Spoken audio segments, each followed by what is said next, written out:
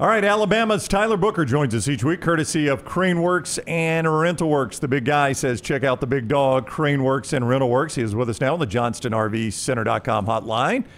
What is up, Tyler? What'd you do this weekend? Not much. Just enjoy some Thanksgiving leftovers. How about y'all?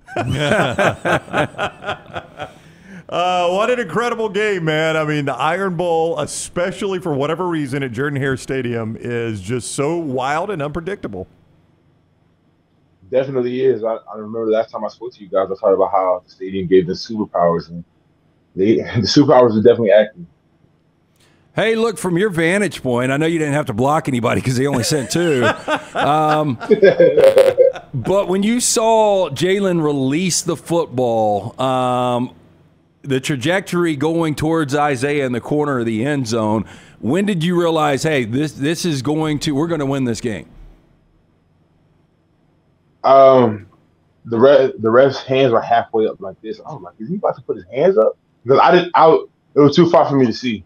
And then my teammates were celebrating. I was like, I don't want to get my hopes up. I was like, I'm gonna just look at the ref. I was just looking at the ref when he put his hands up. I was like, oh my gosh. I didn't know what to think. I was just speechless. I'm sorry. No, I was just going to say, is that the most incredible win that you've ever been a part of, just based on circumstances? Second. So when I was in middle school, I was on the 5th grade team, on the 7th and 8th grade football team. We won in the same sort of fashion. We completed our undefeated season on that drive. We threw Mikey Hayes threw a Hail Mary to Greg Altamore to win the game on the last play. Oh, you remember the names. I like that. Yeah. How, in 5th grade, or excuse me, 7th grade, how far is a Hail Mary? Is that about 31 yards? I mean, how far is a Hail Mary pass? It was a 50-yard pass. 50 yards? Yeah.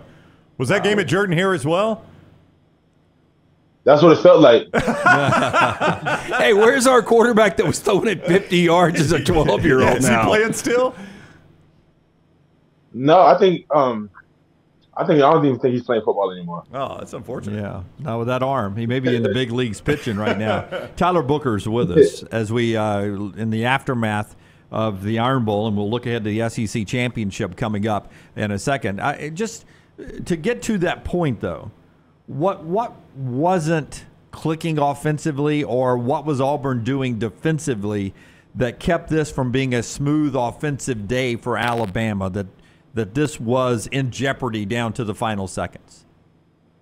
I mean, when you look at us offensively in the first quarter of the game, our first 3 possessions, I want to say, we were moving the ball. There was nothing that their defense was doing to stop us. It's just we kept shooting ourselves on the foot, and we lost momentum. And in games and environments like that, we can't lose momentum.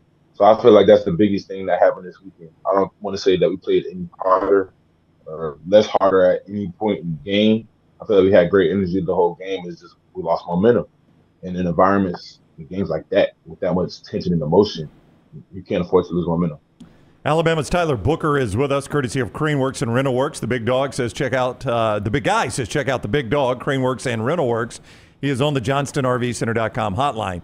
So we find out from Isaiah Bond the name of the play is Gravedigger. Nick Saban said it's something you guys have practiced. It does require an element of luck. How many times have you personally practiced that play? I mean, is that a dumb question? Is it just one of those things where you guys are working on 2 minutes and you work on every possible situation? How often when they called that play are you like, okay, we've done this? I don't get the Gravedigger call. I just get the protection call, but I see it come up on the schedule probably once a week, every Friday, whenever we're going through fine-tuning things for the game the next day. So we run it once a week, every Friday, just in case. You know, never think is gonna get ran, but I heard it in the huddle. I was like, oh wow, we're here.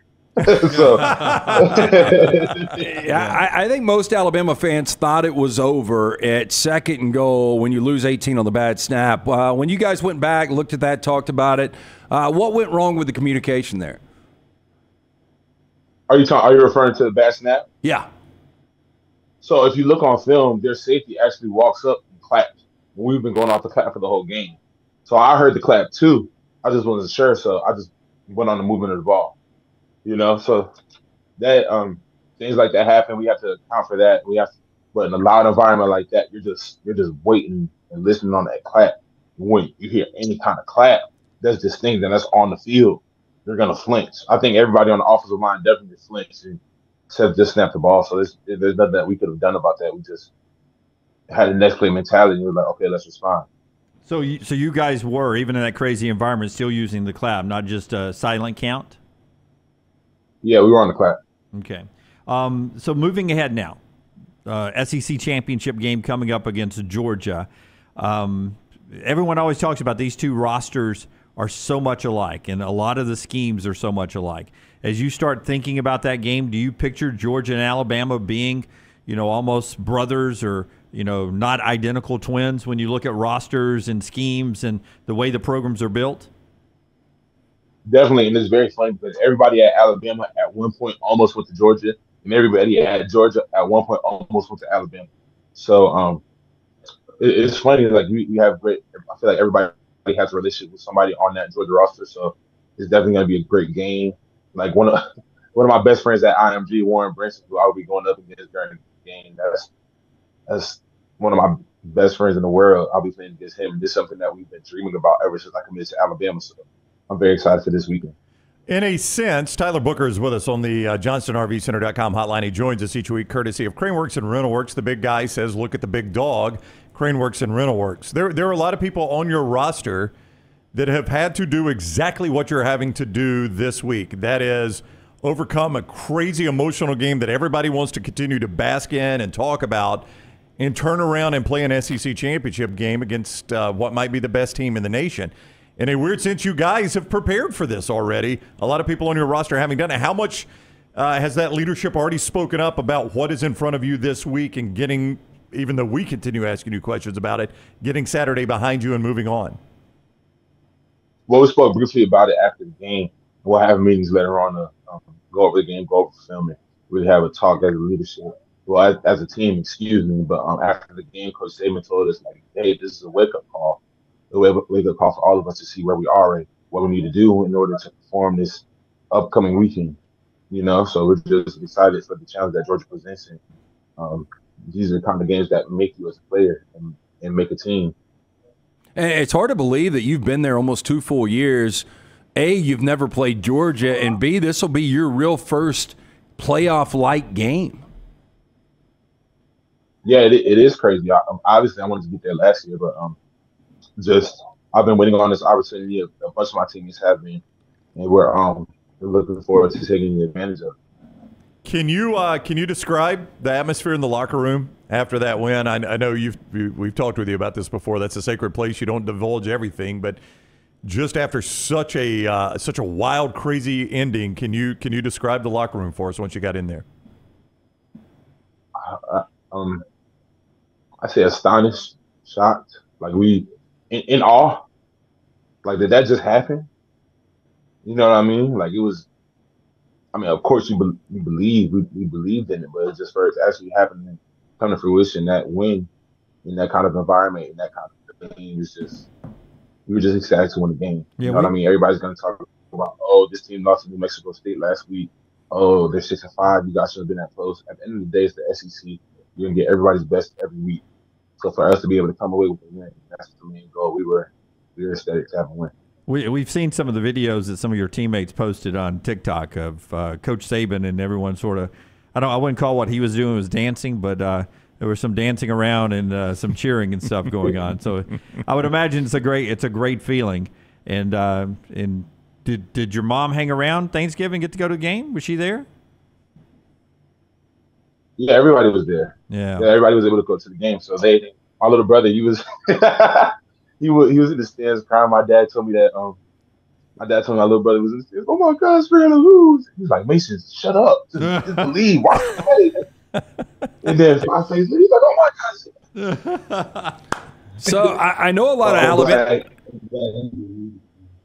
I know a lot of Alabama fans have been scoreboard watching Texas and Florida State and Washington and Oregon.